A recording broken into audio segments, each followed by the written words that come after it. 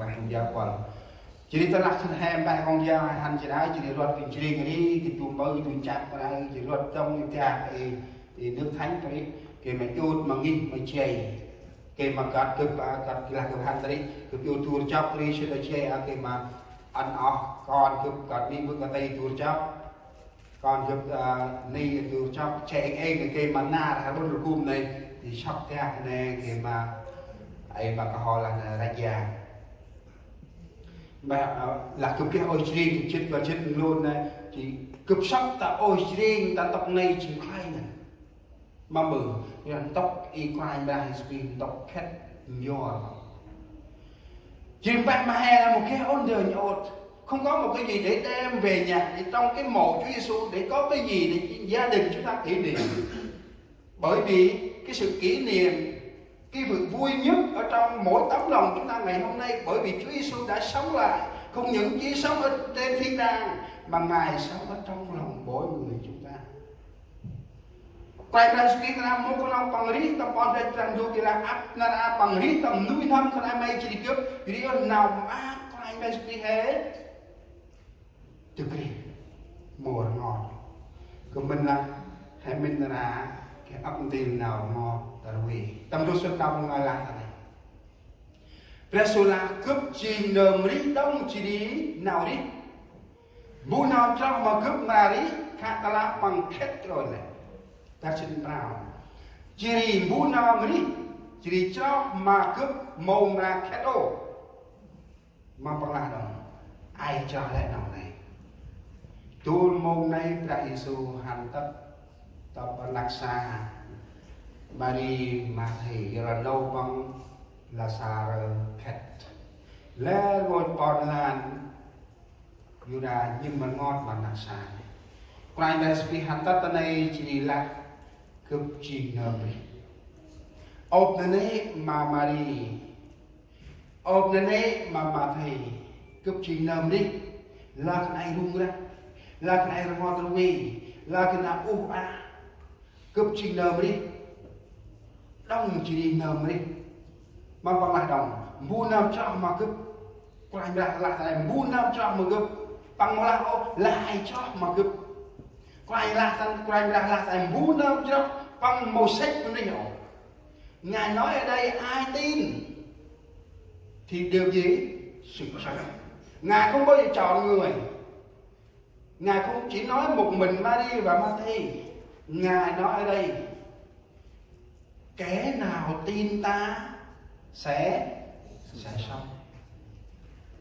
Ngài không phân biệt một dân tộc nào. Kẻ nào tin ta sẽ sống. Bố nam cho mà cướp mà đi. Nếu xin nào mát nào phải bài vì hết khách chỉ đi trực rít ôi à. Đặt tăng thu con là ngôi trẻ. Nào hẹn thì ôi đã kể bằng các hình kia mà lẽ ngôi trẻ tôi sẽ nhiều hàn của chiếc quan trọng rào mong quay ra lại hay là tôi chùm tờ này ngoài về Christ Giêsu là cướp chim rau chỉ đi nào đi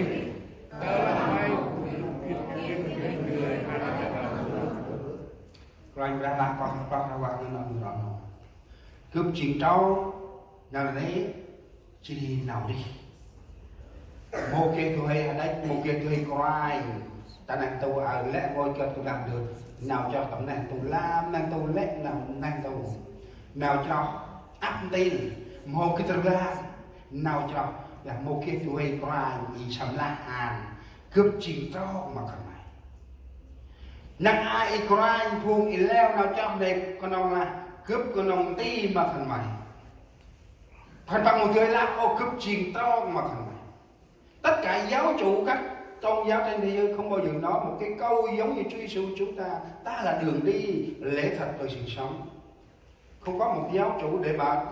hứa chắc rằng một nhóm một cả thế giới để theo mình để mình hứa rằng ta là đường đi cho các ngươi. Nhưng đặc biệt dành cho tín hữu chúng ta ngày sáng hôm nay chỉ là Chúa Giêsu nói và hứa rằng ta là đường đi lẽ thật và sự sống.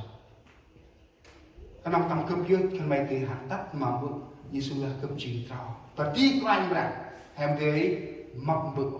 và tí của anh rằng hàm thế sao bự như đó nói đi ra anh hãy cho hãy kít lên nơm hãy cho ai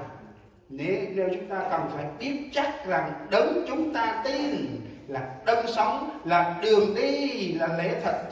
và sự sống cho mỗi người. chúng ta hãy nắm chắc điều đó trong đức tin mà ngày Chúa Giêsu chúng ta chết và sống lại. Chúng ta có sự hy vọng lớn lắm. Hay cái nào cặp kinh rìm mạc này nghe tức à mong đi sai nào ác Giêsu tình đi mong nào ác tầm na Giêsu tự kỳ ôi à mong nào mà trong nào dân là niềm vui nào trong ngày Chúa Giêsu sống lại nào như nó tầm đồ xuất nào cần ngay kể mà hãy sang chơi mà con của chúng ta tròn pe tròn quán anh mà hãy xa cả khẩn mong người nào là tầm lan ra khẩn băng cả vũ nôm hay sao vũ nôm ra là lúc bước một ăn mà phùng hè mong khẩn băng tầm lan ra cái tầm đồ xuất mà con của chúng ta tròn pe chơi cái này tầm lan ra khẩn băng nôm vũ nôm ra là lúc ta bước một ăn mà phùng hè chỉ để hay sao nào trong con lá khăn băng gần anh sai lúc lẹ vào chỉ giờ là lúc này tay nhật nó nào ăn mình rê là cái này mình đi lúc ăn hay sao thường theo tức là chúng ta nghĩ một hòn đá đã lăn ra và chăn ngôi một tôi mình là tôi bắt tay lúc này rồi lại chi nó phù chăn chi từ một hai con là chăn chi tù một lúc ơi trình hay sai tâm hay sai lúc mắc bằng trình là hay sai là lúc tuyết chức là hay hắn một tầm tin là lúc mắc bằng trình lúc trình tuyết chốt lúc ai trình tầm tất là lúc ai lấy chăn môi này một kia của ní sao mà lo à mất bự lá xa ta là khét ta môi vũ non ta là an tô môi mà ra chỉ số mà là ông luôn ông nộp vào là đây một mà vì sự là ta là cái quên rồi suốt nào rằng là Johann chuyên prang thế Giêsu là anh thân mày là tô môi này anh thân mày cho chương tì bằng cho lệnh đợi các này Giêsu đã ăn mày cho lẽ chừng tây băng chứ Giêsu đã ơn la xả từ khó mày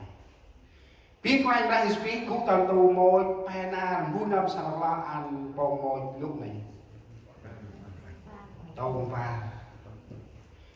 nó ăn hàng tim chứ cả tầm nào xuyên hay là hay sa cái ấp tiên nào chăng rất nhiều điều làm can trở đức tin chúng ta đến với Chúa. Chúng ta đến với hội thánh, chúng ta đến với Chúa rất là nặng nề bởi vì có cái rào cản, cái hành đường kia, hay dừng bạc mặt ngoài ra, hay cái nông là ức mà nào dừng bạc mặt ngoài ra, cái nông nào có chưa làm gì, mà bừ ta tóc hay cút nào ba cái ngày khác chúng ta ở đâu, cái điều gì ngăn trở cái đến với hội thánh, đến với Chúa. Đó là giống như một hòn đá đã chặn đi cái con đường chúng ta đến với Chúa. Lý do xin to cái ân mà khả năng may thì cướp là cái tâm nào đi xin, nào cái tâm mà nắc xa, nào cái tâm u sai, nào cái hè tất mà nghi rằng đủ. Chúng ta duy nhất chỉ đến với Chúa chỉ là tròn vẹn trong ngày Chủ nhật. Còn ngày khác chúng ta muốn sống tùy ý. Đó là cái sự ngăn trở. Sáng hôm nay tôi biết rằng không ít ông bà anh chị em có rất là nhiều điều ngăn trở đời sống đức tin chúng ta đến với Chúa. Nên ra của mình là một đế ô nào khi nào đi chiên hè kề mà dừng vàng mà quay hè kiếp nó ăn buồn nào ác quay là sự hè tình gì là một đây ông nào tiên kề mà cái bay chỉ cướp kia nào mà kata là hay kíp ta trai ta suy hay được cùng ác trai ta suy hay tiệc đi chúng ta thấy chúng ta nghe là chúng ta niềm vui Chúa Giêsu sống lại nhưng mà không ít cái điều ngăn trở trong đời sống thuộc linh mỗi ngày nhưng không ít cái sự ngăn trở đời sống thuộc linh chúng ta với người khác nhưng không ít cái sự ngăn trở đời sống chúng ta với bạn bè anh em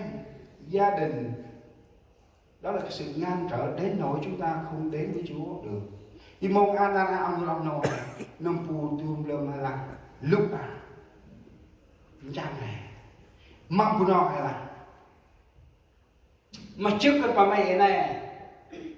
cắt lúc vào tầm phút mà này pù nó hay với là đa con hay là tức sóc ở đây chắc đây mày đi hả tức mà chi vào ra hè ép vào bài tiếp cái tại tội hả chi vào ra mà đã có nó dơ vào phút mà này cắt lúc vào phút mà na anh nó một đây ô lúc cắt tâm sắc chặt này cái tâm này hạt xoa tâm này ăn tâm hay chức ăn tâm hay chia ăn tâm hay đồng phù quá ăn tâm hay cái nào xoa khẩn cấp lại cái này kịp thời ăn tâm hay quá ăn tâm hay xoa ăn tâm hay chức ôi mầm ra mới yêu lại ôi mầm ra ông này chỉ đi nào xoa tâm hay trước quan và tâm tâm hay nào im tâm hay họ đào qua ôi chừng tao là quay là đi hết tách hầm nông phù vô tâm nghĩ ra